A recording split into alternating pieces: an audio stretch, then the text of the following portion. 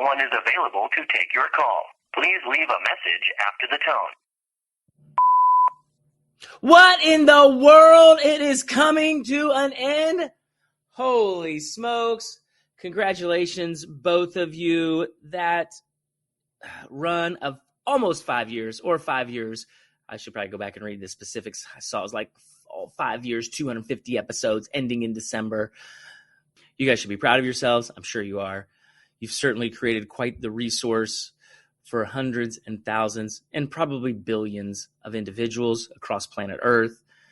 And I love that you've got an end cap on it where you're like, all right, we did it. We done it. We're keeping our Twitter chat going strong and alive. Kudos, kudos, kudos. What a great model of how to be consistent, how to serve, and how to give back generously. I'm grateful I got to be a part, and I'm certainly excited for both of you guys for what the next season of life holds for you in all these endeavors that you attempt. That's it. Anyhow, it's Greg Hawkes, just leaving a voice message for the amazing duo. Have yourselves a fabulous, fabulous, fabulous day. Jon and Wendy signing off. What a run you have had. Thank you, Wendy and Jon, for helping thousands of professionals learn more, think harder, laugh a bit. It was so helpful over the years to hear from such a variety of people that you invited onto your program. I just love being a guest and a listener. My laptop will wear the stickers proudly. Thanks so much, Wendy and Jon. Hey, Jon and Wendy. Hey, this is Bruce Waller from Dallas, Texas. Hey, I want to jump on here. I understand that you are winding down the HR Social Hour half-hour podcast, and I wanted to share a couple of things. Number one, I want to share my gratitude. Just the opportunity to be on the show was a mile marker for me, and I appreciate you both inviting me onto the show, letting me share my story. You were both so gracious. You made it look so easy, and I know how much work goes into hosting and producing a podcast. So for that, I say thank you. And number two, just providing a platform for so many others to share their story. I've learned from you both. I've learned from the guests on your show. You have connected so many people. You have given back so much. And for that, I say thank you. Thank you for this season in life. And I can't wait to see what you do ahead. Jon and Wendy, thanks for being such a strong part of the HR community and giving us a way to build solidarity with one another and community. 250 episodes is nothing to sneeze at, and we appreciate you making it fun for us all. I appreciate you having me on as a guest for the podcast. Cheers to the next chapter. Jon and Wendy, I cannot thank you two enough for all that you've done for both me and the HR community. The HR Social Hour podcast is truly one of the most greatest and unique podcasts that has ever been created. Two of my most favorite things about this podcast is that it showed that us HR people are actually really awesome people and not these soulless robots. And secondly, that it lives by the connect, give back, and network motto. I have made so many friends through the network, and I know that I am not alone there. So cheers to you two on an incredible run in the podcast world, and I look forward to all of the awesomeness you two keep bringing in the future. Hi, Jon and Wendy. It's Claire Stroh-Petrie. You two have done a fabulous job with the podcast. I've learned so much and made so many new friends. Thank you. Hello, Jon. Hello, Wendy. Or hello, Wendy. Hello, Jon. It's Diane Fennig. I just want to say a heartfelt thanks for your many years of capturing the voices of HR. Wow, you've really done it. I look forward to continuing connecting with you on our Sunday evenings and starting with the question, what's in your glass? You have both amplified the voices of our HR colleagues. You've really given people space and a place, and it's been wonderful. And what a cool thing to go in and listen to and understand a little bit more about someone you're about to meet. Thank you, thank you, thank you. And Sunday nights are still ours. Hello, and welcome back once again to the HR Social Hour Half Hour Podcast. This is episode 250. Jon and Wendy say goodbye. I'm your host, Jon. And I'm Wendy. How are you, John? I'm okay, Wendy. I didn't know how that was going to go, but I'm okay. Yeah. And before we get too far in, we do want to thank Mike Sipple Jr. and the folks over at Talent Magnet Institute for sponsoring this, our final episode. We really appreciate Mike and his team. Make sure you check out talentmagnet.com/HR Social Hour to get a free gift for listeners. Appreciate him being with us as part of this final farewell, Wendy. Yeah. Appreciate that. Appreciate all that Mike Sipple has done for us and the community. And hopefully someday, Mike, I'll get to meet you in person. There's a goal for us. Absolutely. So we got questions to answer. We've got just reflections on the last year, anything and everything in between. We opened in a very different way. Yes. I do want to take a moment to thank those folks that left messages. You're going to hear a few more a little later. First off, Greg Hawk's like, how can you not know Greg Hawk? Shot out of a cannon. Sam Jenigas, Bruce Waller, Tiffany Castano, Chris Hadley, Claire Petrie, and Diane Finnig. We appreciate them leaving messages and well wishes. Very much. We announced back on 240 that this was going to be it. We haven't really talked about why. I think it's now better than ever to do that. We could just leave them in the lurch. Do them like, hey, we're done. Boom, boom. We joked about that for so long that we just said, hey, when we're done, we're done. And we were just going to put out like a 5-minute thing that said, hey, thanks for the memories. I'm glad in retrospect that we didn't do that. I'd like to share why it's time. Why now? And where are we? As we've talked about over the years, and people that have listened for any given time know, the average podcast lasts about 10 episodes. As of this recording, we will have 318 that are available for people to listen to. It's insane. It is insane. And I don't think you and I ever expected. I think we talked about 50. And that sounded cool. And that was. We kind of went in 50 increments, I think. You know, it was like we got to 50, we got to 100, we got to 150. Absolutely. And to just keep going was something we were able to do and wanted to do. We did. This year, though, let's face it, this year has been utter in a lot of ways. A lot of good, too. Yeah. Started in February when I lost my mom, very unexpectedly. I know you had loss in your family this summer. And then this summer, my dad got sick. We took a break for the first time in almost 5 years. We took 2 weeks off. Well, let's be honest about it. We took 2 weeks off of putting anything new out. Yes. We were still doing and recording and doing everything during those 2 weeks. So it's the least I probably did in a while because we weren't cranking out something to have available then. I have not talked about this publicly. I did talk to Heidi about it just so she was aware. Beyond everything going on with my parents, Heidi's mom has been sick for well over a year now. She has been diagnosed with stage 4 endometrial cancer. She was in treatments for about a year, and things were not improving for her. They weren't getting her better. So she elected to stop all treatments about 2 months ago now. People have heard changes in sound and what have you.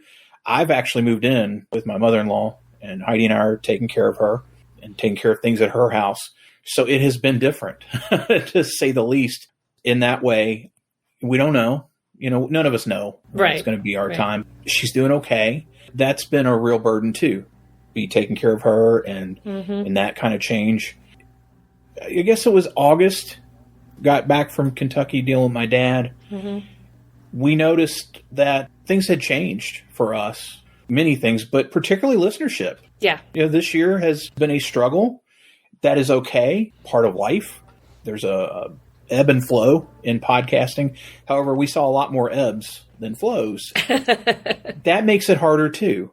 We've talked about it before. This is an incredibly lonely thing that we do. We are lucky. We are really lucky to have each other. Because a lot of podcasters are out there doing it on their own. And that would be hard. Yeah, and screaming into the void, hoping that they get any kind of feedback at all. With the changes in family situation, with the numbers, and just getting frustrated with the fact that we were not necessarily seeing the reach that we had necessarily seen at one time. Talked about it several times now. With being sober for the last year, realizing just how much time that I had invested in this. While I am appreciative of everything, it was entirely too much. Put it out there for everyone to know. John's been doing the majority of the work on this. When we were doing HR Wonder Women, I was editing those, but John's been doing the majority of the work behind the scenes. We don't have anyone else editing or putting the shows together. So, John, you know I appreciate that you've put all that work into it, and I know everyone else does, because you have a very high standard when it comes to podcasting. And so that's one of the things that I think made us accessible to folks too. One thing I want to throw in too for us is it started to become work. And that was one thing we always said, is that as soon as it becomes work, we're not going to do it. We both have full-time jobs outside of this. We both have families, and we have a lot of stuff going on. And, I started to not look forward to the conversation of who are we going to invite on now, because it was getting hard. And I think part of that, again, is just in terms of the listenership changing. Our chat demographic has changed in the numbers of people, and we understand that. Oh, yeah. I think that we saw unprecedented things during COVID. Who would have thought when we started in 2018 that we would spend almost every Sunday the month in the year of 2020, 8 months straight, we were doing something every Sunday night. It filled a void. It helped. I think it helped us to some extent. Yeah. I want to give everybody some perspective when it comes to the numbers. For the 317 shows that are currently available, the ones from episode 0 to episode 249 with Steve Brown that just came out last week, there's 11,071 minutes and 8 seconds of audio content from the HR Social Hour feed. Insane. That equates to, yes, Wendy, it is crazy. It's bananas. I need to not use crazy. I need to not use insane. It's bananas. I need to just use the bananas word. That translates to roughly 184 and a half hours, which translates to 7.69 days. So it's just a week. More than a week. Just... It's like I told somebody, you literally could get in your car. I could get in my car in Richmond, Virginia, drive all the way to California, Canada even, and see Melanie Peacock and listen to the show the entire time. Yep. And realistically even come back, maybe at least from California, if you did it without, just took a break and didn't listen while you were visiting and drove back. Right. You could listen in that kind of time. That is all us doing that. And so that's what's available. That 11,000 minutes is what's out there.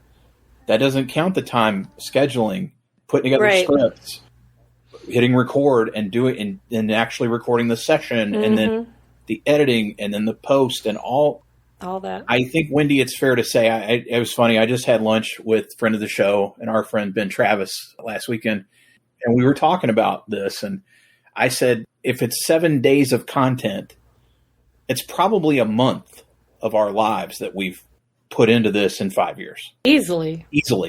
And he said, well, what about traveling? And I go, I'm not even counting that, right? Like 2019 on our world tour, which was amazing. Right. Yeah. I mean, even, you start to equate that. I wanted to help people understand that this was not something we took lightly. While we were frustrated, particularly me, I know you were too, but I was really frustrated with things, but also knowing that I got all this stuff going on at home and I'm trying to fix things with my family because I was not doing well in the time prior.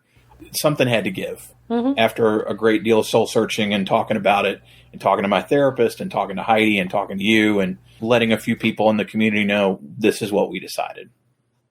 It's the right time. When you pointed out that it would be episode 250 and almost 4 years to the time that we started. 5 years. Sorry. Wow. Yeah. January 5 years 2018 is when we had Steve Brown on to record. 5 years ago that we were talking about this. For me, it's a thank you to our listeners and a thank you to the community. We know life has changed. Life is so different than it was when we started this. So for those who have come and gone and are still here, I love it. I still love it. It's like, what's the saying? It's better to have loved and lost than never to have loved at all. Better to have podcast and ended than never to have podcast at all. I continue to get people asking about pitch and guests and what have you. Somebody contacted me lately and I said, hey, appreciate, but I'm ending the show. And the comment I got back was, I'm sorry to hear you were canceled. And I started laughing. And Heidi said, do podcasts get canceled? I'm like, well, shows that are on podcast networks and have big contracts. Probably. Yeah, they can. I said, but we're independent as you and I are still friends. We've canceled ourselves. Yeah, we decided this. We're not walking away with some kind of fractured relationship or issues and baggage and that kind of stuff happens too. Like, I know that from other podcast communities I'm in. It's time. You had a big birthday this year. I've got a big birthday next year. Working with my therapist, I've become a lot more reflective about what do I want to be doing. And I still want to be doing things in and around our community. However, the sheer time commitment this has been, I can't do that anymore. It's not healthy. It's not good. It's time. It's time for change. Yes. It's time for change. It's time for us to move on to what's next. We have questions. There's no gifts. We're not doing prizes. You all came through once again, and we always appreciate that. We're going to start with the serious ones. Our friend, Professor Bob Thicken. Wendy, first question he had is, the HR community has been dealing with quiet quitting, difficulty securing talent, ever-changing leadership styles, and politics inserting themselves into the workplace. What will be the most common HR challenges over the next 3 to 5 years, and what are some of the best solutions? We've been dealing with all of those issues for more than just the past few years. Maybe the demise of the hustle culture amongst some people is probably one of the things. So people aren't willing to just dump everything for a job anymore, which I think is a good thing, quite honestly, as we're talking about finding balance and doing the podcast and other things with that. So I don't know that those challenges are going to change in the next 3 to 5 years. The technology changes, but do our issues ever really change that much? We're going to see the changes in unemployment rising and falling as it normally does, and we're going to have the people complaining about ATS ate my resume. I have to thank Amy Miller because, or Olive Recruiter on Twitter, because she shared a really great Twitter thread earlier today, and I was just rolling for people saying, oh, just DM the hiring manager, when every HR person knows if somebody DMs the hiring manager, at least everyone that I've ever worked with, they're going to send it on to HR and say, can you do something with this? I think we're going to see there'll probably be mostly technology issues that we'll be dealing with in the next 3 to 5 years. As technology changes, as social media changes, I think we're going to see some changes in what's happening in social media as new places rise and fall, and HR tries to decide where our recruitment figures out where it needs to be. HR policing where people need to be. Yeah, I don't know. The more I think about it, the more when I read this question, I was just like, these are the same things we've been dealing with all the time throughout my career with HR, probably throughout your career with HR. And the thing that changes the most is how people react to them. I think what we've heard this year repeatedly, especially in the last several months, it's recruiting and retention. Finding the right people and then keeping the right people. What Bob referenced in terms of securing talent, absolutely. Ever-changing leadership styles. Part of that is there are so many poor leaders because no one's showing them how to do it well. We still keep saying, hey, John, you're really good at recruiting. You should go manage people. Yes. Doesn't make any sense. It's never made sense. What are the challenges going to be? It's going to be finding the right people and keeping the right people. The best solution is to make sure that you're training your staff how to find people and how to tell the best story about the organization and how to figure out who's really the best fit. That's not just recruiters, that's supervisors and management that are interviewing. And then once they're in the door, making sure that you're identifying who are the high performers, potential leadership, who wants to be in leadership. I have this conversation all the time. I was in leadership. I know heavy is the head that wears the crown. There's a reason I'm not in leadership anymore. I was good at it. I know that. I have the track record to show for it. However, it's hard. Just like being a good podcaster and putting out good content is hard, being a great leader is hard. It's hard work. Well, and I think you're right. I think we need to focus more on training people to be good leaders. And, the other thing I was thinking about earlier today, too, is training people to figure out on how to evaluate. How do you evaluate that interview? We talk about what questions you can and can't ask, but how often do we get into the whole, here's what you're looking for, here's how you evaluate that candidate, here's how you do an employee evaluation and understand what that means, here's how to be an effective leader. I think the other thing we need to do, because we talk a lot about hiring for culture fill, culture add, that sort of thing, be sure you've defined your culture. Or define the culture you want. You have a culture whether you've defined it or not. Absolutely. Absolutely. Bob's other question, what is the most efficient and cost-effective method of recruiting much-needed talent? It used to be referrals, but that has faded.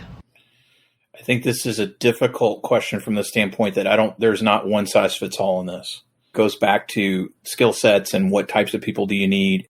I have worked hard over the last many years to develop good relationships with trade schools and the military. That works well for what we need. Even going to the high school levels now, telling people about here are the opportunities in the trades that they may not know about. Somebody else is probably going to use LinkedIn Recruiter or LinkedIn and more networking in that regard, something like that. Where do those same people hang out?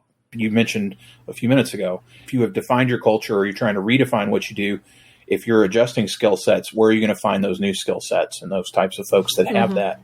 And oh, by the way, have you developed the things to interest those new people to make sure they want to stay? Not an easy question. If it was, you and I would be retired and living on the beaches somewhere or doing something else. We would be on the book tour. That's what I've always said. If I had the answers, I would be on the book tour. The other thing to think about is if referrals aren't working for you, that's an internal problem. That's not a referral problem. That's not that employee referrals don't work. There's something else internally that's happening. And it could be as simple as your employees don't know what you're hiring for. Or that you're hiring. You need to make sure that your employees understand and are encouraged to encourage their friends and family and people they know to apply for work with you. There's a lot of ways that you can do that for very little dollar investment. You don't even need to have referral bonuses to get that up and running. People, if they like where they work, they will tell people about it. So if you're not getting employee referrals, look internal first. So that ends the serious questions. Thank you, Bob. We do always appreciate the serious questions, and we try to sound like we know what we're talking about. All right, next up, Ben Travis, a friend of the show. Ben has become a good friend because he's in Richmond, and we like to go eat cool stuff together in interesting places. It. I love that. Ben's question I thought was a fun one. What has been your favorite question to ask guests? What did you want to be when you grow up? That has been my favorite. We have seen everything. I think marine biologist because they loved dolphins to wanting to be a teacher and now really kind of being a teacher. Although, shocker, no one said HR professional. I don't understand why a 5-year-old wouldn't want to do this job. I always liked the fact that we changed up the question connection questions every 50 episodes or so. Yeah. I always liked the music stuff because I was just always entertained. Something that I never did, few people know I'd started on it, is I'd started a Spotify playlist years ago. Every guest, I would go find something on Spotify and put it into the playlist. And I just never put it out. You know, maybe I'll drop that someday as a little extra for people. Sometimes very, very random because some of the answers we got so interesting. I was doing a lot of Googling during some of those. But who the heck is that? Who is that? Matt Stolick, who has had some of the best questions our past few times we've asked for questions. What were your top 3 to 5 moments from all the episodes? I didn't do a lot of reflecting on this because I didn't want to get real emotional. Right. Thinking back, I always think about the Miss Val episode. I've talked about it so much. But that one was funny because we were waiting on her. She was late, and we started to get sweaty. Like, is she coming? And that was kind of nervous because that was the only time we worked with a booker, an agent, and we had her agents facilitated everything there. Then when she got on, and she was so nice, and oh my God, she was phenomenal. It was amazing, and I wish more people still heard that episode. I'm sorry that she never got to the speaking circuit like we necessarily would have. Yeah. Like, now part of that is pandemic related. Seeing her at that Namely event, she really is one of the best keynotes that I can ever remember seeing, and just so much energy. I would put her in the top 3 keynotes, maybe top 1. I can't think of any other keynotes right now that I'd be like, oh, that's one's better than Miss Val. That's one of the top moments. There's so many. Steve had mentioned the pop culture episodes. And last year's getting derailed over the Taylor Swift stuff with her red scarf. More the silly stuff. Miss Val wasn't necessarily silly, but it's the silly stuff that happened. Any of our live stuff, when you mentioned the one that we did with John Friend and literally just like being in the corner of the Canada Inn or something like that. Yeah. Grand Forks, North Dakota. Yes. Yes. One of those places that who'd ever dream that's where we would go. No, that was awesome. What about you? Probably said it every time, but episodes with Minda Hart. Love talking with her. I gave my niece one of her books for Christmas last year, and she loved it. Learning from her and continuing to see where her career has gone. Another favorite is, it would have been Sherm 18. Not going to mention the luggage incident from that year. Recording with all of our friends from overseas and doing that there in the Bloggers Lounge. And then you and I recording together for the first time. One, we were recording together for the first time in person. And so there was something awesome about that. And then with guests and then doing our own. I'm going to have to go back and listen to those. I haven't listened to those in so long, but I loved talking to Anish and Kavi and Renee and Sel and Ben Watts and Mafata. I think those are still some of the greatest episodes that we did. Matt's other question is, who are 2 to 3 guests you wish you could have landed? This is a hard one because I feel like we got everybody we really wanted. I have 2. If you don't have any, I have 2. My half-hearted joke answer, Beyonce. And I feel like that's one of the reasons, too, why it was time to kind of wind down, because I'm like, who else is there to talk to? There are 2. One is half joking, one is serious. Legit, I should say. I don't know, serious, like, oh my gosh. The half serious one would have been Paul Lieberstein. Oh, yeah.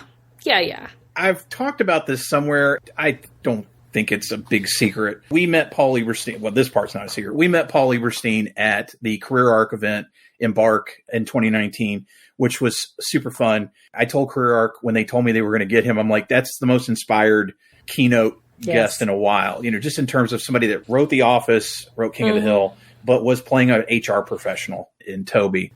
I approached Career Arc to say, hey, I'd like to get Paul Lieberstein on the social hour.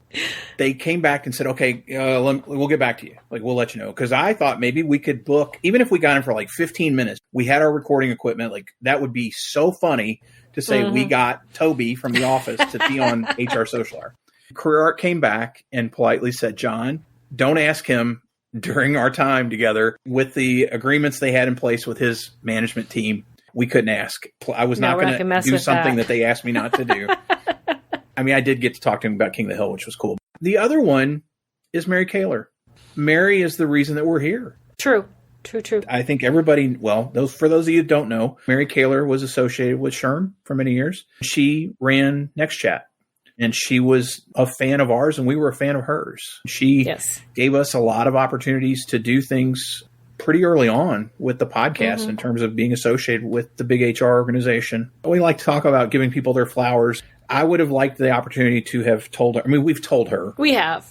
But it would have been nice to have been memorialized that in a podcast form, to thank her, to acknowledge her in that way. That's the one person that I would have liked to have had on, just because of what she meant and means to us even now. Sure. We were really, really fortunate. I always say it's kind of fun that we used to ask people, is this your first podcast? And how many people said yes, and how many people have gone on to other things. I say bigger and better. I think most of them are bigger and better. We were really fortunate to have as many great people as we did. That's the part where I kind of teared up when we were talking with Steve, recording with Steve for the last time, and he talked about how no one was talking to the people that we talked to before. So for us to give so many people that voice, push them out of the nest, as it were, I'm glad that we could do that. All right, next question from Terry Milford. What's the most memorable response to the "It's Your Day" question? I appreciate Terry asking this, and I don't have an answer. Quite honestly, we asked it so much, I don't remember. I do want to say this. I borrow from the best. I love this question. The idea is that it is centered on that person. Some of the answers were super fun and silly. Some were very serious and very thoughtful. And I think that's one of the cool things, is that you just didn't know what was going to come from. I do want to thank the fine folks over at Special Sauce, which is the Serious Eats podcast, this used to be one of their questions. And I was like, this is awesome. There's one other question, Wendy, and of course, we're not going to use it now, but there's one other question I would have used that Serious Eats used. You get to have dinner with 4 people, alive or gone, not family. Who is it? And I love that question. That's a really good question. That'd be a good 2023 chat question.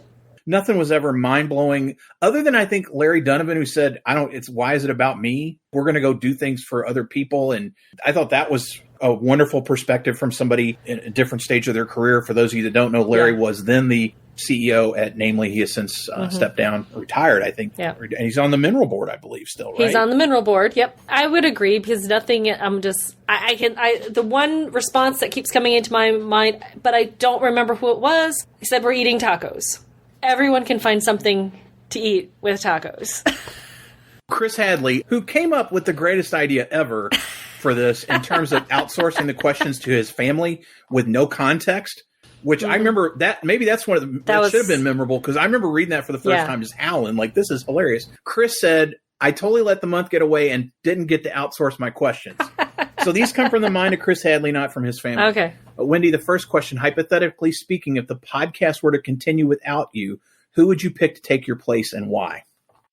That's a really good question. I'm going to answer it a little differently. So we're going to pretend that, John, you decided to step away and I decided to continue because this did cross my mind when we first started talking about calling it a day. And honestly, the first person I thought to start talking to would be Nicole Roberts. I think she and I could have some good conversations and good interviews with a lot of great folks. I would bring Nicole on and I would stick around. If the social hour is going to continue, one of us would have to still be on the ship, in my mind, for it to be social hour. Otherwise, it's not social hour. It's a different podcast altogether. I used to think about this a lot. I was concerned sometimes that I thought you might get tired of my and just call it a day. Interestingly enough, Nicole Roberts approached me at one point and said, hey, if Wendy ever leaves, would you think about me being the co-host? I hope I'm not telling that story out of turn. You and I have talked about this. I actually told Christy Engler something did happen and you decided to exit, that I would like to at least have her come in and do a few episodes. So I pictured it kind of as a revolving chair, kind of have a few co-hosts, have several, and then land on somebody from there. I think the world of Christy. I know you do too. And we get along really well. In fact, we were going to co-present at an event. Interestingly enough, she's listening and I hope it's okay. She presented the pitch and it was declined. And I think it's because I had my name on it. Anyway, that's okay. How things work. I was always trying to plan. And this was when I was thinking too hard about it. But I thought, well, if Wendy goes, Nicole had asked, but I was like, we can check Chris. But I like Christy the idea of kind of rotating seat for a couple months. Hey, Christy would be good. Oh, I love it. If you had the Infinity Gauntlet and could randomly wipe out and block half the people and their content on LinkedIn, would you snap your fingers? I wouldn't wipe out people. I'm not Thanos. Like, I don't want them to disappear. However, would I block half the people and their content? Absolutely. I hate LinkedIn. It's garbage. I respect the fact that many of our friends are there and are successful with it. And I shouldn't say it's all garbage. There's great stuff like But First Coffee, Kirsten, and you just did Trap Recruiter is out there. There's less of that, though, than the other stuff. And the thirst, what is it the kids call it? Thirst trap photos and that kind of crap. One time I said, I will put a picture of Deadpool on LinkedIn and I'll get more comments and likes on that than I do podcast content or serious content about what we do in human resources. And I did. And it was like the most talked about thing I did in 6 months. And it's that kind of stuff that just drives me nuts. I wouldn't eliminate the people. Would I eliminate their content and not have to see it? Absolutely. Every day of the week. In fact, I would, if I could, I would get rid of LinkedIn tomorrow. Like as soon as the podcast is over, if we weren't still doing the Twitter chat, the less time I have to spend out there, the better. I don't like it. I'm not a fan. I don't think it does me any good. Honestly, I would do all social media. If I could block half the content without having to go through it. I know you said Twitter hasn't changed much for you. Twitter has changed a lot for me. I spend a lot of time blocking and muting stuff now that I never did in the past. Yeah, if I could snap my fingers and stuff that I don't want to see is gone, they can all still be there. They can still live. I just don't see it. That would be perfect for me. Yeah, we do want to be clear. We're not looking at eliminating humanity. We're just simply saying getting rid of their stuff. Just your content. Your content sucks. Chris's last question is, when it comes to Christmas songs or holiday songs in general, what is the GOAT? I gotta go with Charlie Brown's Christmas Time Is Here. That beginning song, I have been learning to play that on the piano, and that just says Christmas to me. It just does. I'm going to say, and this is probably out of left field, Christmas-related song that's not traditional carol or something. Christmas Wrapping by the Waitresses. I'm going to have to Google that. You know it. I'm sure you know it when you hear it. Yeah, it's 80s new wave. I'll send it to you when we're done. You'll know it. You just probably don't know the title. I am notoriously bad at knowing song titles and artists. One of my husband's very favorite games to play, especially after I've had a couple of beers or a couple of glasses of wine, is name that tune. And so he will pull up songs on his phone and play them for me. And the one part that really bugs me the most is I'm not allowed to sing along. Because if I start singing it, I can get... Right. I usually get the title, but I'm not allowed to do that. So I have to sit there and go singing it in my head, trying to remember what the song is. He's good at it. I'm bad at it. I admit that. Yeah, I probably do know it. I just never knew what it was called. With that, we're going to take a break. We're going to come back with some voicemails, and then we'll be back.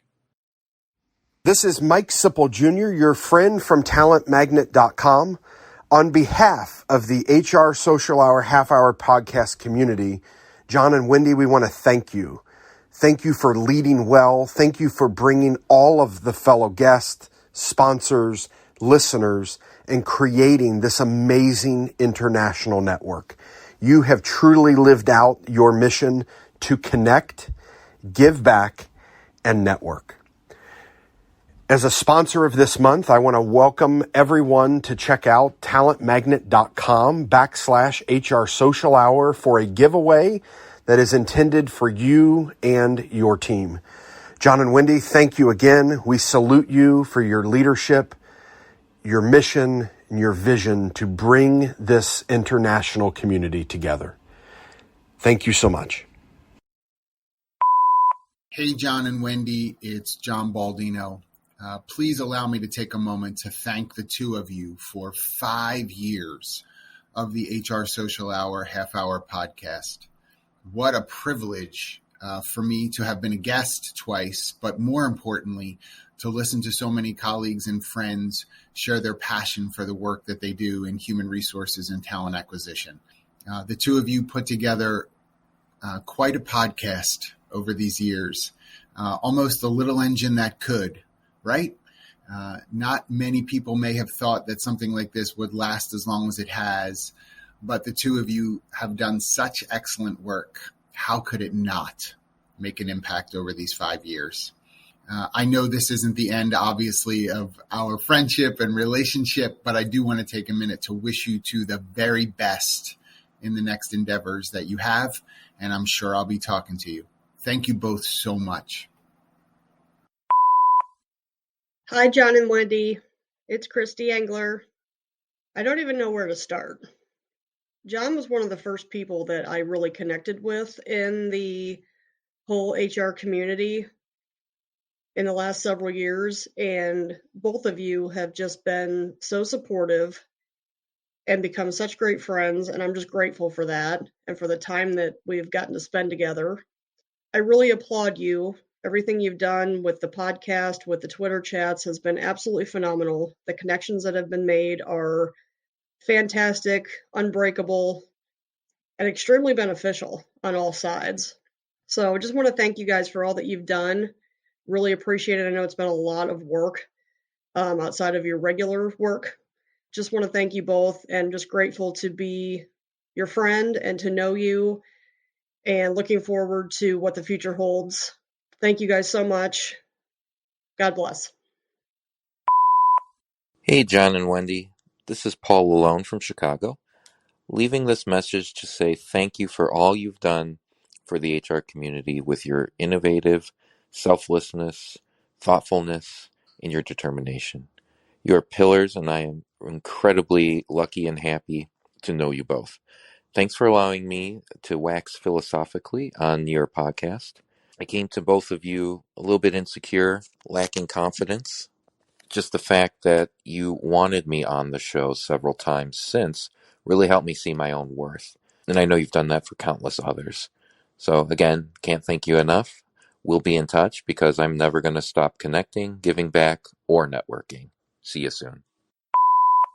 Cheers to two incredibly amazing people, Jon and Wendy, who created such a legacy and introduced me and so many other people to 250 HR awesome individuals who I feel like I know.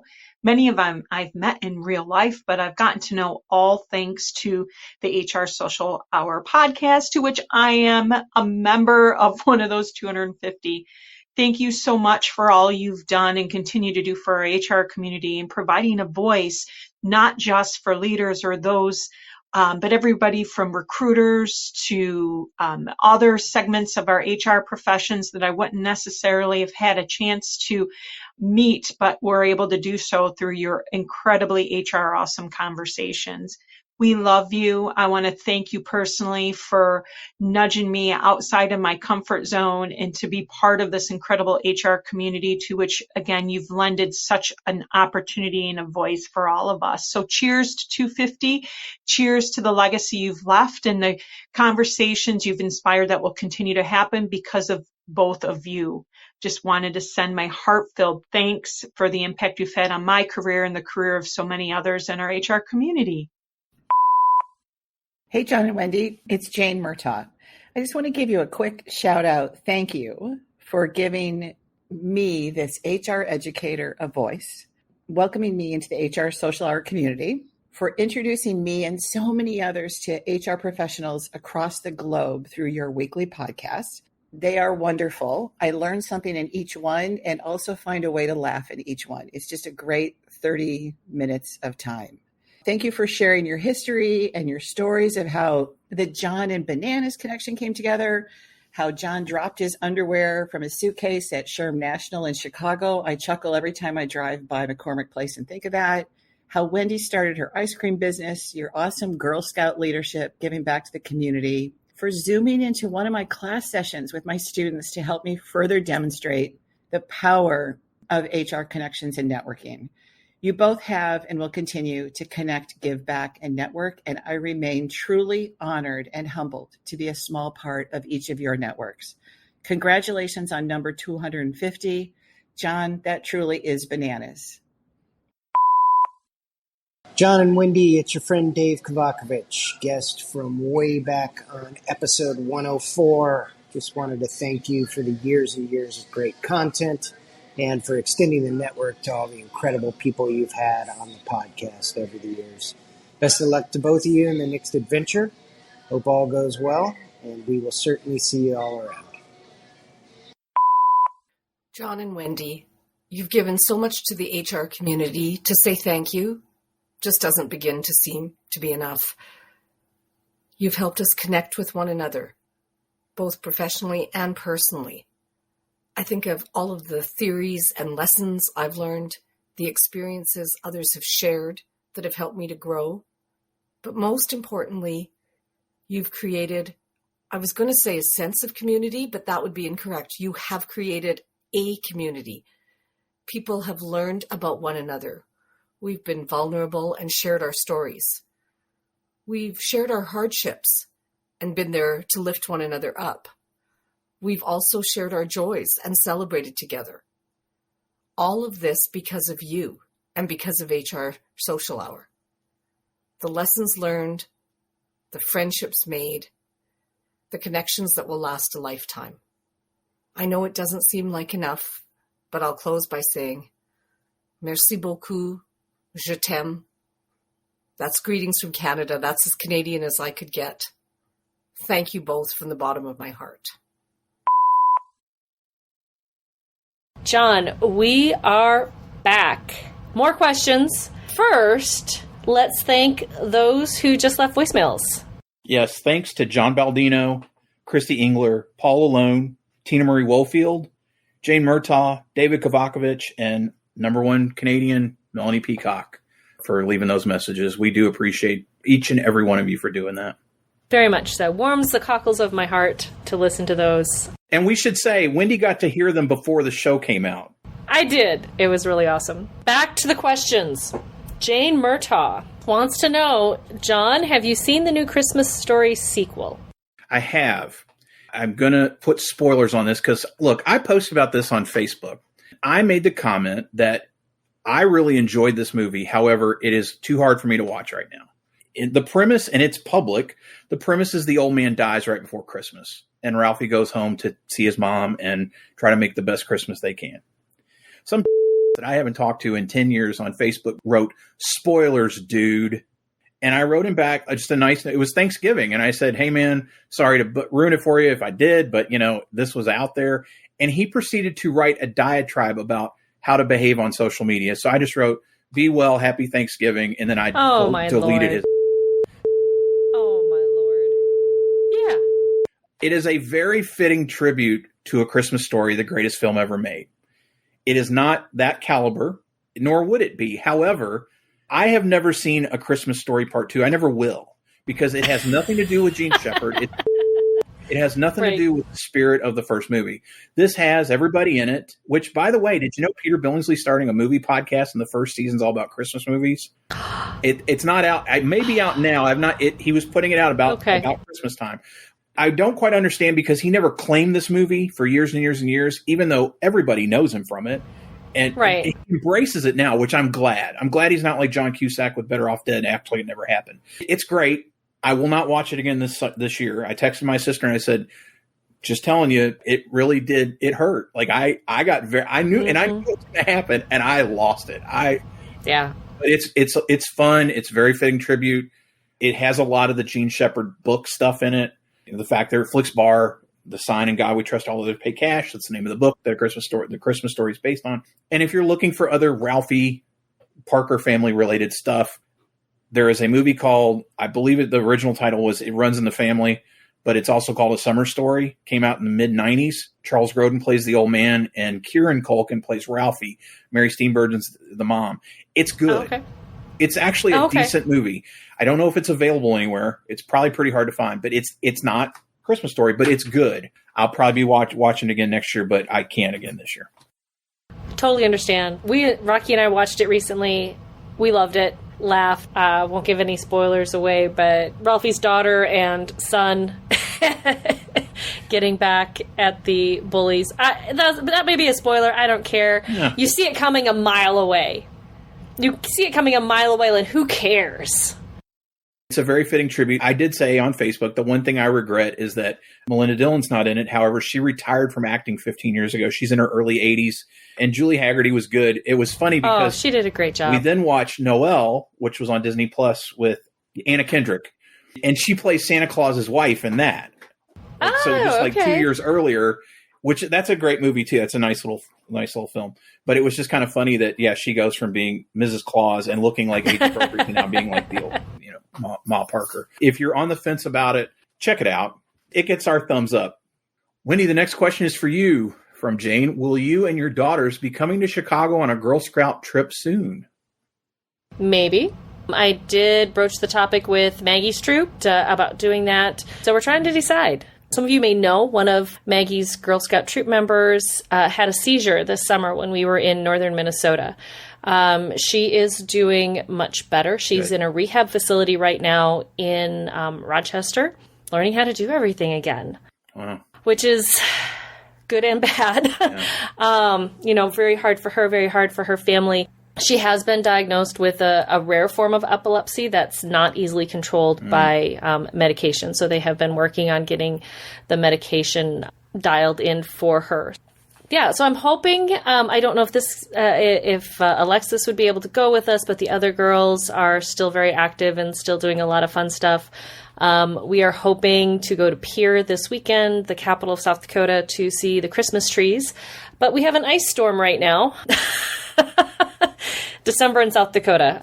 Yes, Jane, if we come to Chicago, know that I will reach out to you and we will connect for sure. Next question from Jane. How did Mary Williams get to be the #1 fan? I'm trying to remember exactly when that started. Mary has been with us, much like Steve Brown has been with us from the very beginning, goes back to the Next Chat days. Mm-hmm. Mary early on was sharing and talking about what we were doing. And at one point, I can remember when I first met her at a big HR conference, she went on and on and on about how much she enjoyed the show. Mm-hmm. She wrote me a really nice note that she gave me about thank me so much for doing it. And I think it just kind of morphed from that. You know, our friendship developed and she was the number one fan. She shared. She knows more about the show than I think anybody else, even us, probably. I think so. I think she knows more than we do.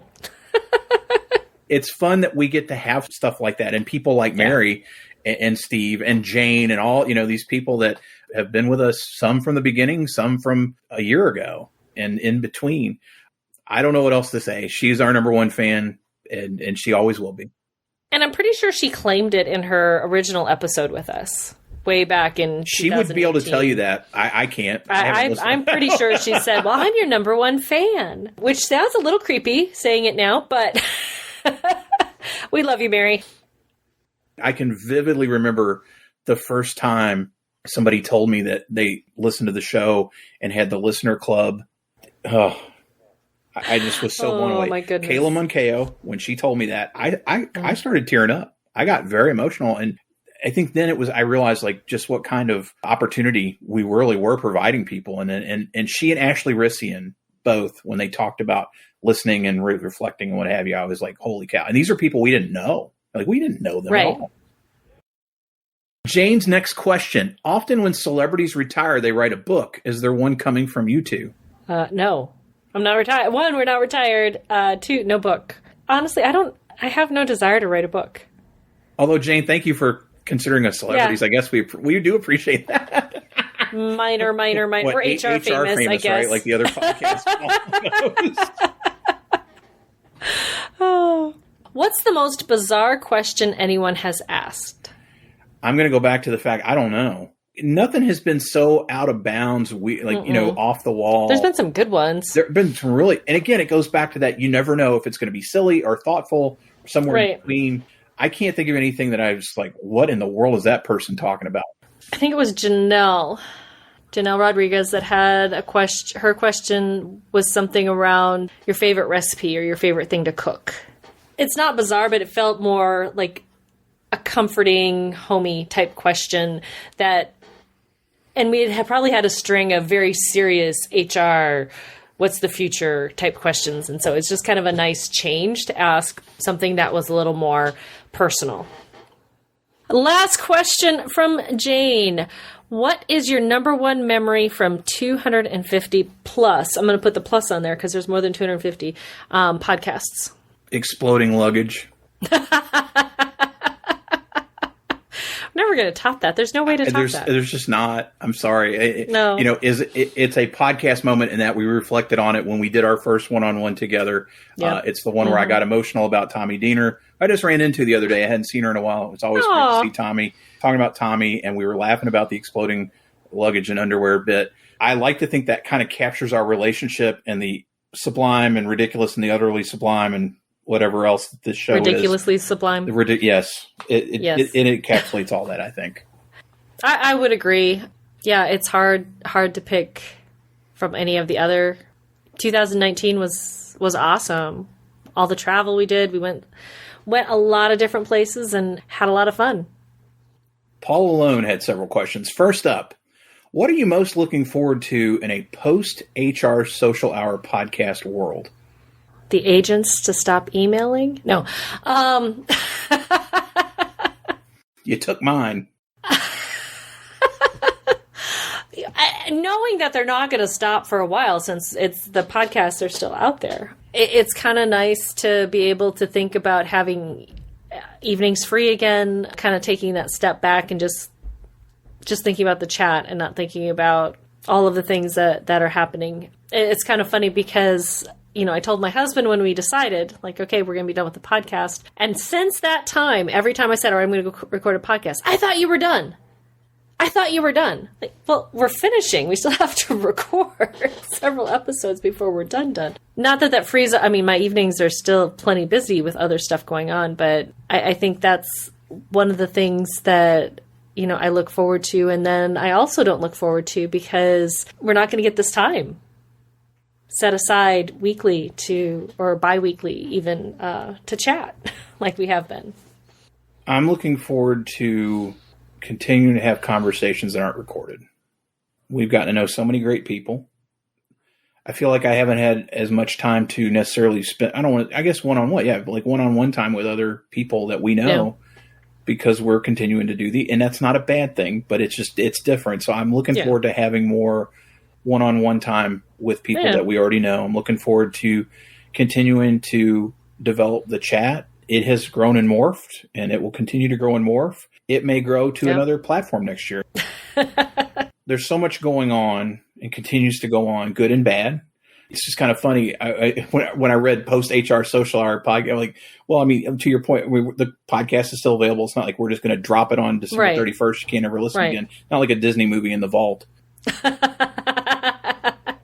Ooh, that's a reference. Yeah, thank you. That's a reference.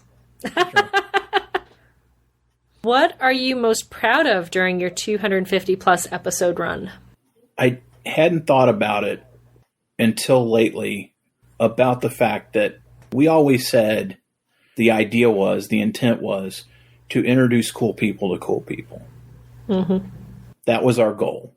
And that it started from the chat and just like, hey, our handful of friends, our 50 friends, give or take, that were part of that was a way for get to know them a little differently. I think the fact that we have met so many more people than 50, many of them we have stayed in touch with and some we haven't. Some we've lost, sadly. There have been several that have passed away. Proud of the fact that we did this our way, professionally, respectfully. We treated everybody well. Mm-hmm.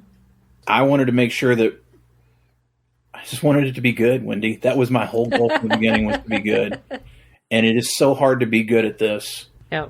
We kind of laughed about the fact, the 10,000 plus minutes. Are we on the Malcolm Gladwell path? For 10,000, it's not 10,000 hours, but 10,000 minutes is a lot. It's a lot.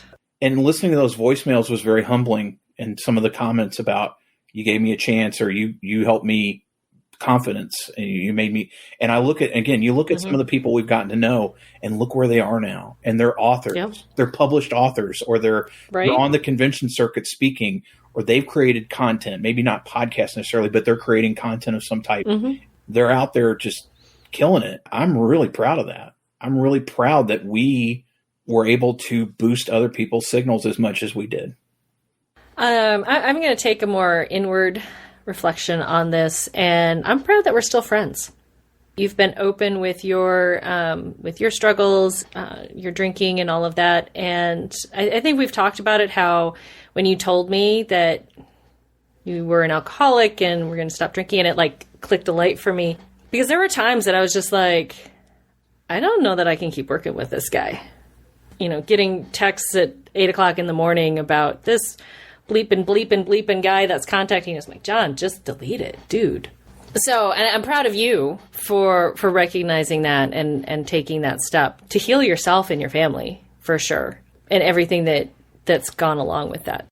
And I'm also really proud of the work that Ann and I did on HR Wonder Women. And you mentioned it earlier, it's kind of lonely because we don't get a lot of feedback. And I'm going to just go back to the episode we just did with Steve Brown. And when he mentioned how much he learned from the HR Wonder Women episodes, yeah, that was another moment for me. I was like, wow, okay. They were worthwhile, not just for me, because I know I learned a lot. I saw you grow a lot from those conversations as well, but to know that other people did, and were able to take some reflection off of that. Those are the things that I'm most proud of that we've done. I appreciate that. As Heidi has said many times, you saw the John at home, and I was a raging a lot of times. And thankfully I was able to work through that. And I'm glad you didn't give up on me. I'm glad my family didn't give up on me. And I guess I'm glad I didn't give up on me either. I'm really proud of the growth that I've seen in you in 5 years in so many ways, particularly, I guess, standing up for yourself, creating a path. And it's our show. We can say whatever the hell we want. I made sure early on I got into this idea of the favored nation status. And if we were doing stuff, we were always going to get paid the same. Because I know that sometimes positionally that wasn't happening. Right. And it shouldn't happen that way, but it did. But it was not going to happen as long as we were together.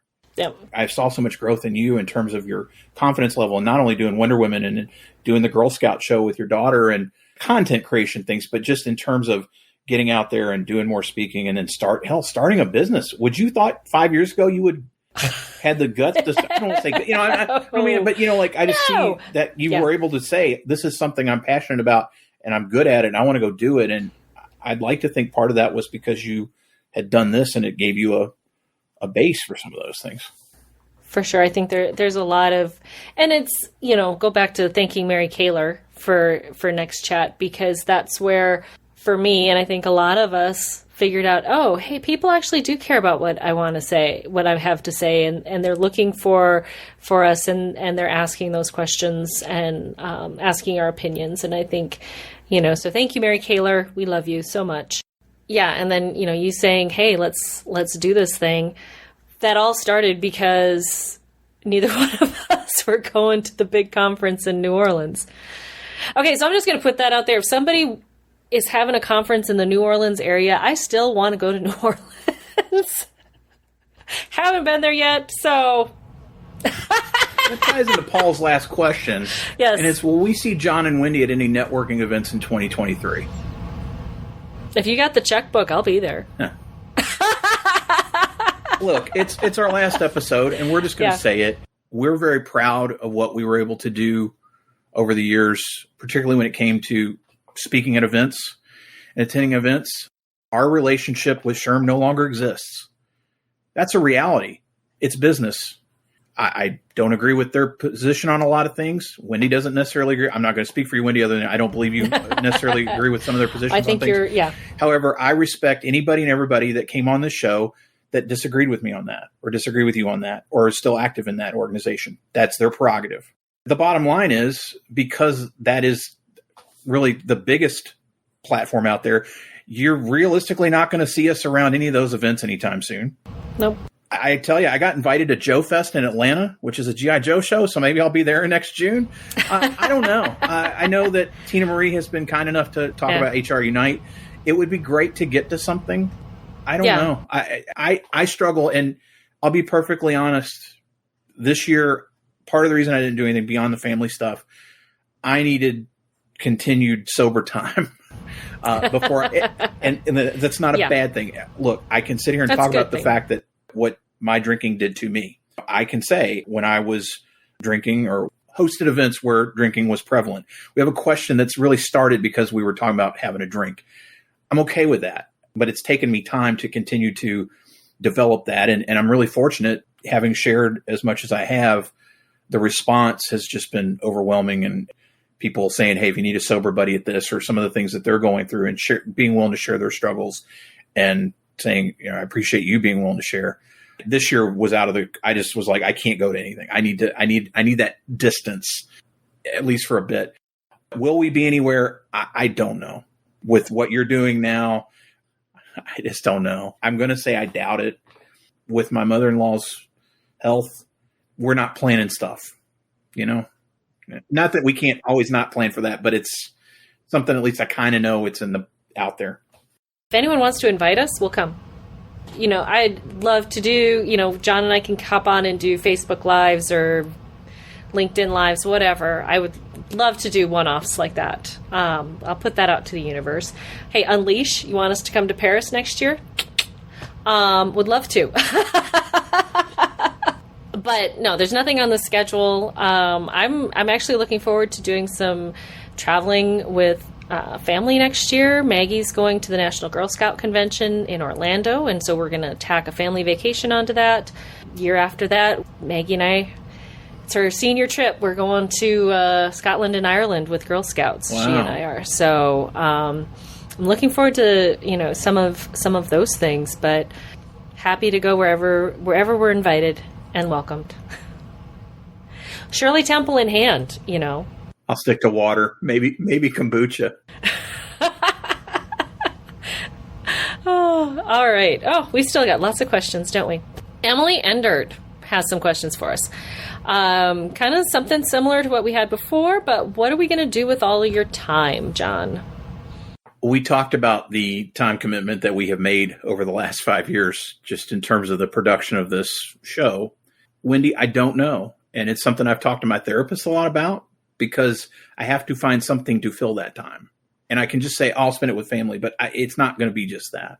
I do need to spend some time sorting out my wrestling card collection because it has gotten entirely out of hand this year.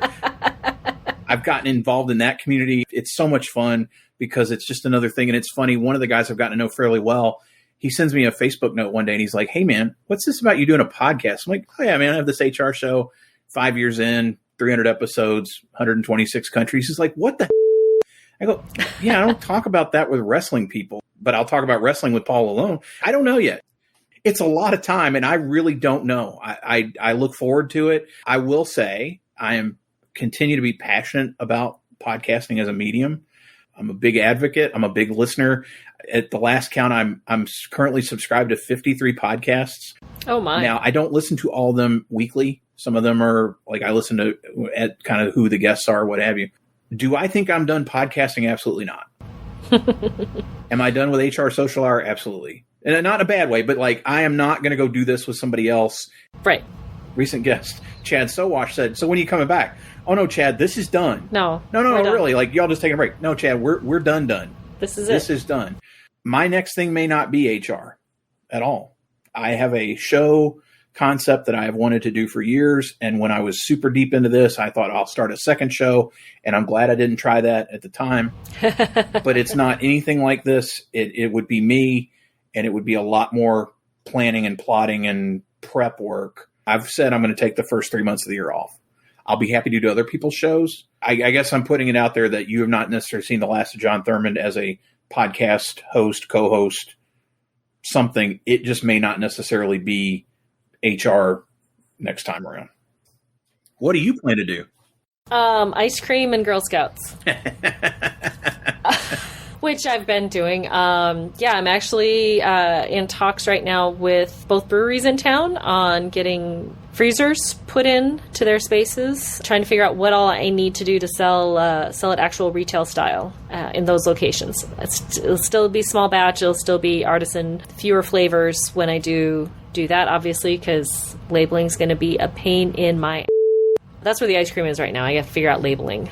Getting the girls. Maggie's a junior in high school. You know, we've got senior year coming up. Jesse's in middle school.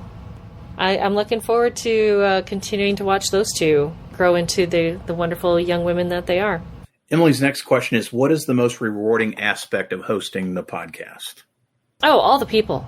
The people that we've gotten a chance to meet and talk to. We've talked about Miss Val. I'm going to go back to like the Jennifer McClures and the Lori Rudemans that we've talked to and have become not just faceless mentors on Twitter. I guess they had avatars. They have their faces on Twitter. But not just women that I followed, but women that I now feel like I could go to and get advice from, or just go hang out and have a drink with, have a meal with, and just kind of hang out with. And so I think that for me has been the rewarding piece, is turning these awesome people into real people.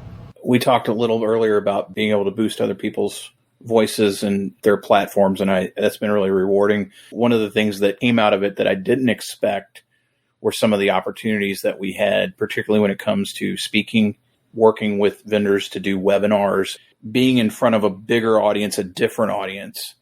That was incredibly rewarding too.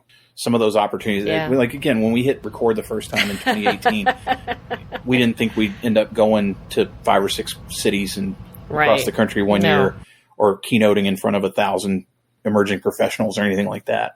So those things were very rewarding. Besides, for us, I guess, as I look inward on that was rewarding just as much as it was being able to show off some of these really cool people that we had gotten to know in a different way.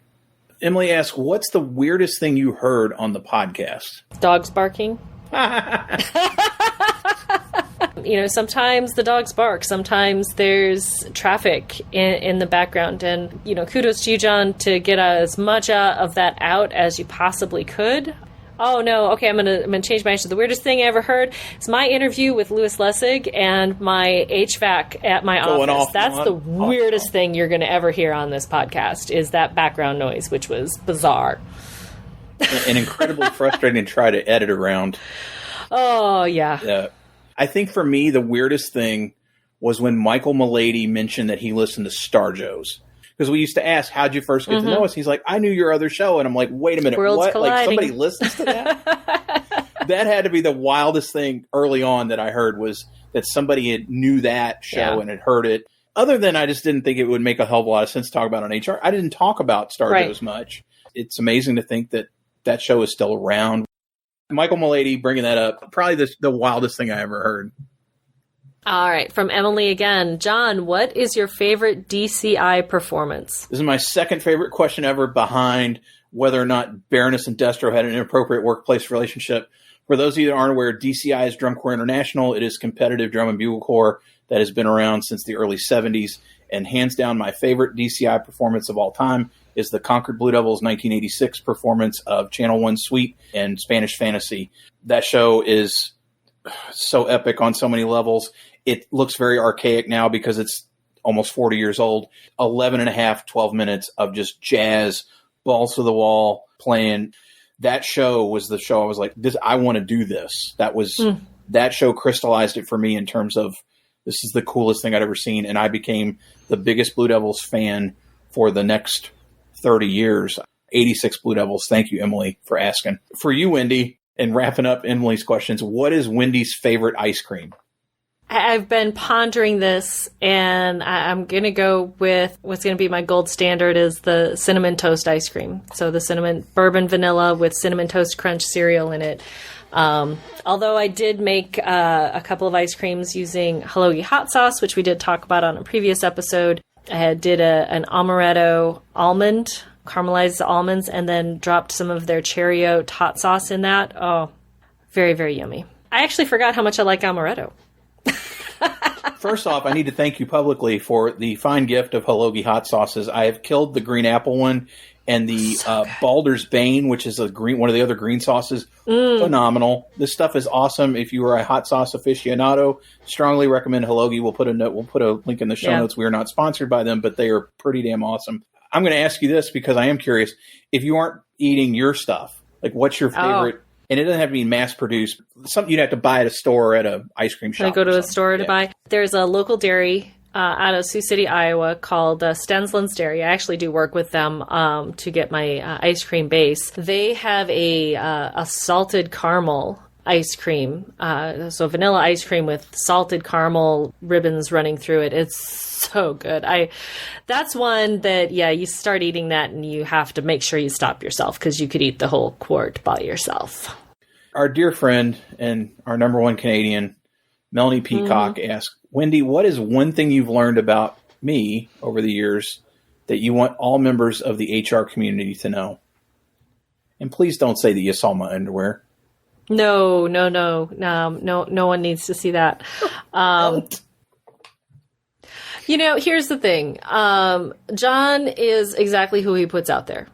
Who you see on social media, who you see here in the podcasts, Jon is who he is. I think that's one of the things that has attracted us as friends, put us, kind of in that same category of allowed us to have those great conversations that first year back in DC, way back when. What you see is what you get with Jon. Same question back to you, Jon. I'm not going to read the whole thing again. What have you learned about me? I think that you have a razor sharp wit. If there's a sniper shot to be made, you're going to make it. And I think the other thing that people should know is that you are incredibly thoughtful in terms of you'll listen and listen and listen and then say something very sage. Like when I would bitch about agents and people and you just say no as a complete sentence. It crystallized it for me, Wendy. It really did. I know I've said that. I'm saying it again. It's going on record. I think I've said it on the show before, but remember when you said that to me, I think you said that maybe as I was getting sober. I can't remember now. You've got zingers that I appreciate very much. Oh, I appreciate that, Jon. I for both of us, we've developed a lot of the wit and wisdom between the two of us over the last 5 years. We wouldn't be successful if we hadn't been able to do that. The last question was asked by multiple people, Steve Brown, Emily Endert, and Chris Hadley in particular. The question is, what are we doing for our individual days? So if it's John Thurman Day or Wendy Daly Day all around the world, What are we doing to celebrate? Sleeping. We need 7 days to listen to all the podcasts, so we can't say just listen to the podcast. For me, it's hanging out. We're all together. We're in a spot where we can sit and connect and chat, eat good food together, tacos. We can drink your beverage of choice, but there would be plenty of water available based on what everyone was drinking during the podcast. I think it would be more of what we do with the podcast. We would be hanging out and connecting and eating good ice cream, obviously. Over the years, it would have changed.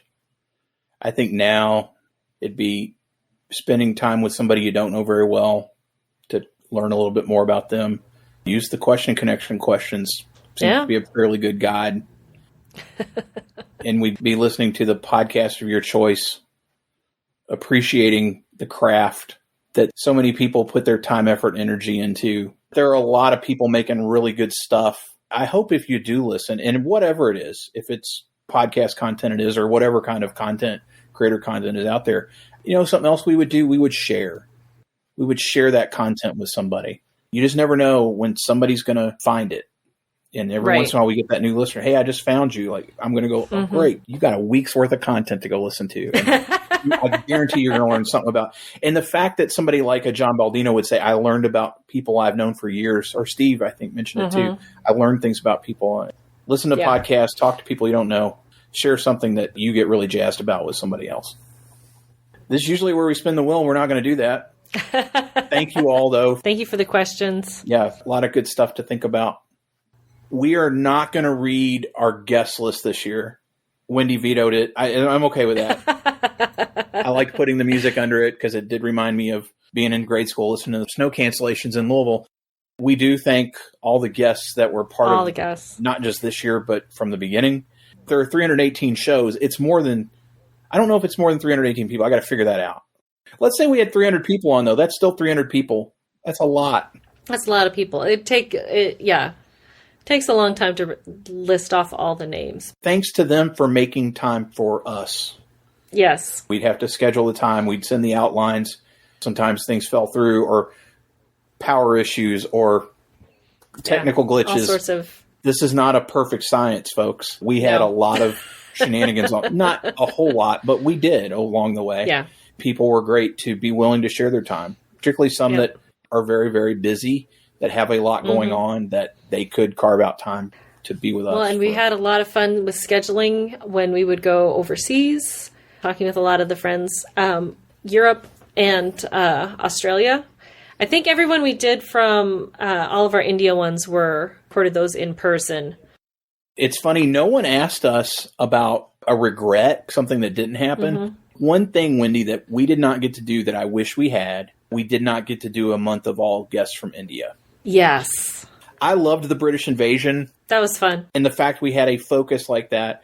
We talked about trying to do it with friends in India. It just never happened. COVID, of course, didn't help. The time zone issues, so many barriers. I will say that's probably the one thing I regret that we didn't get to do. So while we're not listing off guests, we certainly need to thank and name off the sponsors. Oh, for sure. For sure. I think we were able to do more because of sponsors. We're absolutely able to do more because of sponsors. Absolutely do more because of them. And several times, namely, throughout the year, being able to work with them this year. So great to be back working with Namely after a few years off. Namely is the reason that we started with sponsors to begin with. They came to us early on, and we met in 2018 at the big HR conference, and we talked about what could we do to partner together. And I think when we started, we were doing like individual episode sponsorship. And then they said, hey, well, let's do this thing at the conference. And we did that. And then, unfortunately, Namely's business changed and our friends that were there left and were displaced during COVID. Then all of a sudden, a broker came to us. And typically, folks, a broker would contact me. I can't tell you how many people asked for rate sheets and would literally get to the finish line and then just gone. We never planned on it. I'd love to name names because there were some out there that wasted my time or Wendy's time and would say, well, you charge too much. Well, then go somewhere else. Namely was amazing to us. So for multiple years, and this year in particular, and even the end of last year, they came on in the fall and did a few sessions. So we're really appreciative of them. I think the kind of the left field sponsor that we had 2 years, thanks to our friend Tom Daniels, was Bowling Green State University. I can remember who would have thought? An educational institution is going to sponsor the podcast. Major university as a sponsor. That was awesome. And thank you to Jess Miller-Merrill and Workology. We did a lot with Jess and not at SHRM in 17 when we weren't there. And so for her to be able to come and support us, she's been a great supporter and helpmate for us, getting everything going with this kind of stuff too. So thank you to Workology and Jess for all of that. Mystery came out of nowhere this year, literally. Another one, yes. I think what they're doing in terms of working with remote teams and building unique experiences is phenomenal. I just really, and Shane Kowalski is quite something. And what was really crazy was that I got an email maybe the week or 2 weeks after he came on from another previous sponsor, somebody that I still do some work with, saying, oh, by the way, their fiance's best friend is in a relationship with Shane. They knew Shane, and they're like, I didn't. Oh, what? That's funny. I thought that was so crazy that, these sponsors know each other and that we were working with Mystery. And I hope you'll check out Try Mystery. Yeah. Go back and listen to our conversation with Shane. They're really doing some neat stuff there. Really cool. And finally, Talent Magnet Institute. And excited to close out the year and the podcast with Mike Sipple Jr.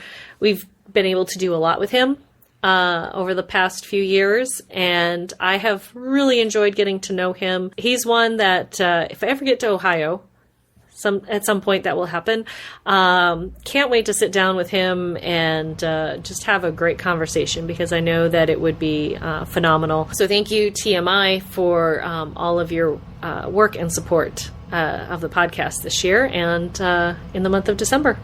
Wendy, when you said that the sponsors, this was never something that we thought would be. And I can remember starting to put the logos together. When we add all the logos, we really developed some amazing relationships, some long-term that we continue to partner with on different things.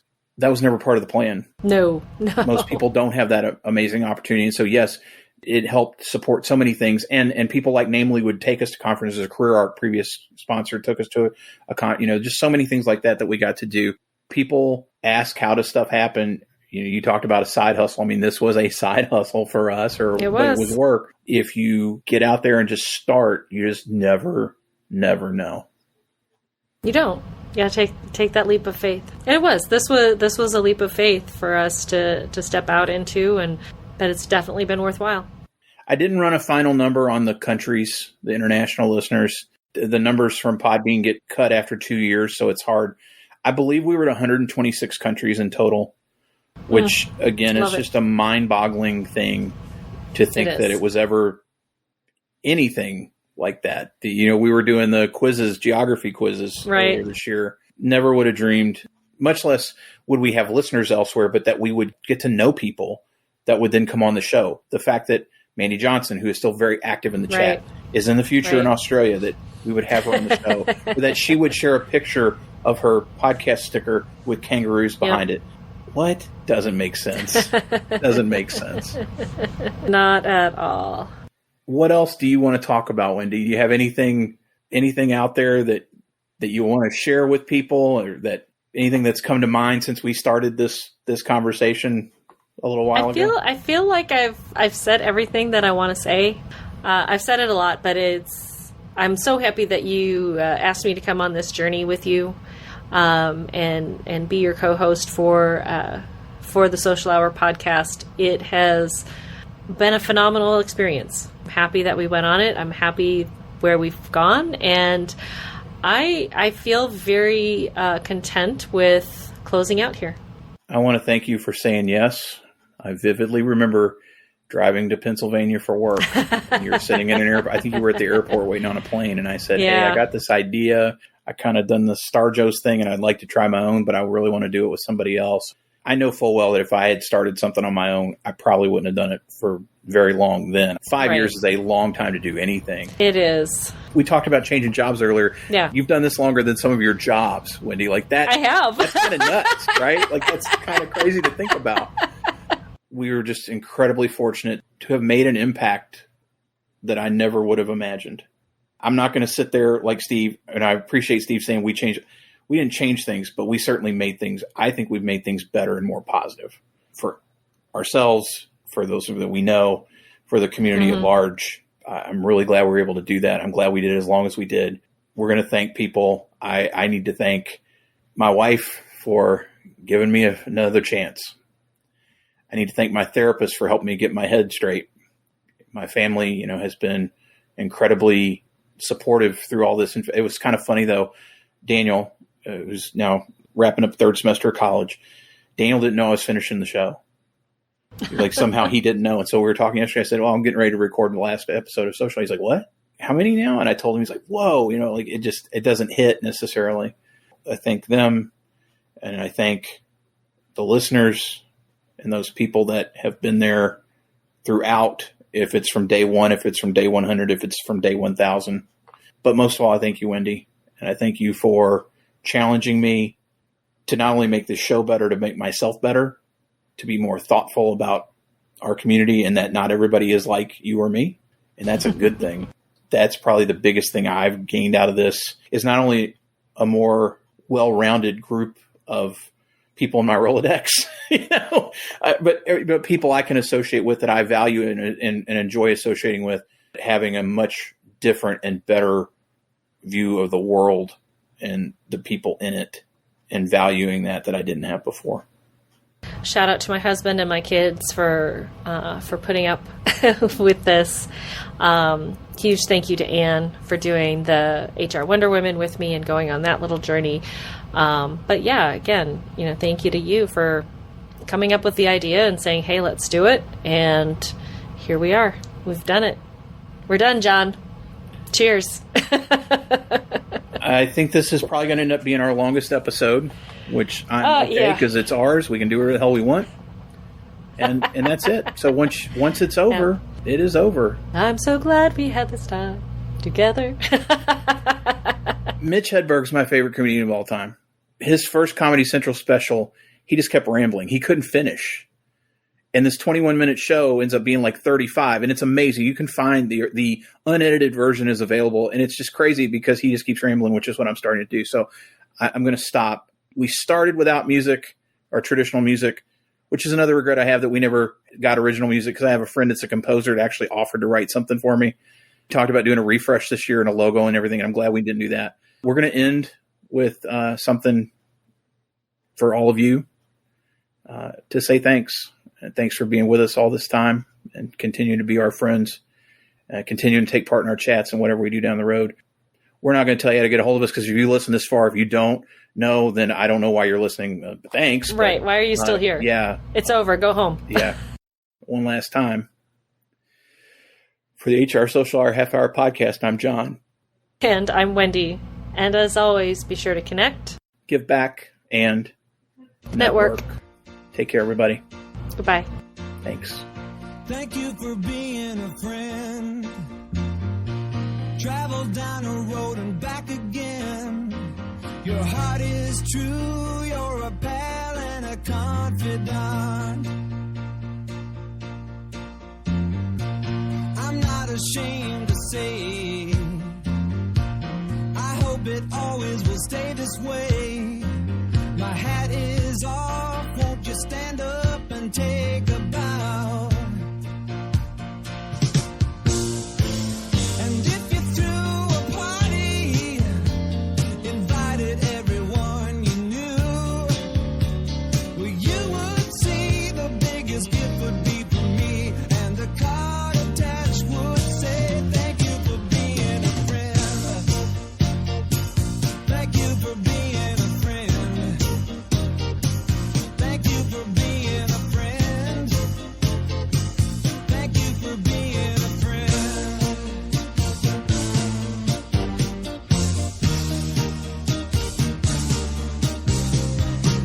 If it's a car you lack, I'd surely buy you a Cadillac. Whatever you need, any time of the day or night. I'm not ashamed to say, I hope it always will stay this way.